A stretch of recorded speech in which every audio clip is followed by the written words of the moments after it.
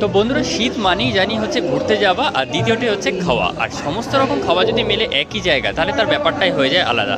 সেরকমই একরকম জায়গা নিয়ে আজ আমরা চলে এসেছি কিন্তু খড়দহ খাদ্য মেলা ও পেট পুজো উৎসবে। এই খাদ্য মেলা বা পেট পুজো উৎসব কিন্তু চলবে 9 জানুয়ারি থেকে আগামী 13ই জানুয়ারি অবধি।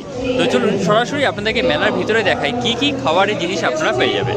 আপনারা দেখতেই পাচ্ছেন এখানে বড় করে হোর্ডিং রয়েছে, খড়দহ খাদ্য উৎসব পেট পুজো 9 জানুয়ারি থেকে 13ই জানুয়ারি বিকেল 4টে থেকে রাত 11টা পর্যন্ত। তো একেবারে আমরা ভিতর দিকে এবার প্রবেশ করবো। বাইরের দিকেও কিন্তু কয়েকটা স্টল আছে। খাদ্য মেলা মানে শুধু খাবারের দোকান, সেগুলো কিন্তু একেবারে প্রাঙ্গণের ভিতরে। আর বাইরের দিকেও কিন্তু আপনার মেলার মধ্যে যে সমস্ত জিনিসগুলো পান, বাচ্চাদের রাইড, সেগুলো কিন্তু সমস্ত কিছু এখানে রয়েছে।